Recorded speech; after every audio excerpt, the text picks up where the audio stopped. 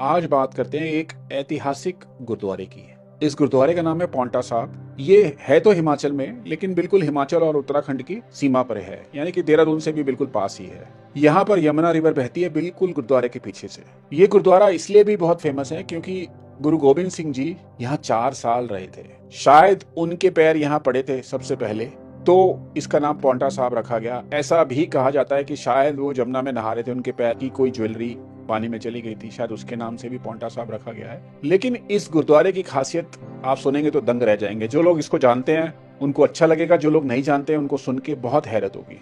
गुरुजी जब यहाँ 4 साल रहे तो उन्होंने काफी कुछ लिखा यहाँ बैठ के, और वो अक्सर पोएट्स को, बड़े बड़े ज्ञानी लोगों को बुला के वहाँ धर्म की चर्चा करते थे। तो लोग जब वहां बैठते थे ना उस जमाने में, तो शायद उन्होंने कंप्लेन करी थी कि जो माँ यमुना रानी पीछे से बह रही हैं वो बहुत तेज वेग में बहती हैं वहां पे, नेचुरली, क्योंकि ऊपर से पानी आ रहा है और वहां पानी बहुत ठंडा होता है और बहुत तेजी से बहता है, तो उसकी बहुत आवाज होती है। तो शायद बातें सुनने में बैठ के एक ग्रुप में दिक्कत होती थी। महाराज जी ने इसको सुना और उन्होंने यमुना देवी से ऐसी रिक्वेस्ट करी है शायद कि ये शोर अगर कम हो सकता है तो हो जाए। और गुरुजी का कहना, उस दिव्य आत्मा का कहना और माँ यमुना का सुनना, केवल गुरुद्वारे के स्थान पे पूरे एरिया में आप देखिए यमुना जी बह रही हैं तो खूब तेज आवाज आती है, बहुत तेज आवाज, पानी बहुत वेग से बहता है। लेकिन जब वो गुरुद्वारे के पीछे से बहता है ना, तो आज तक यमुना जी वहां पे एकदम साइलेंटली बहती है। आज तो गुरुजी नहीं है प्रत्यक्ष रूप से, उनका प्रकाश ही है उस गुरुद्वारे में,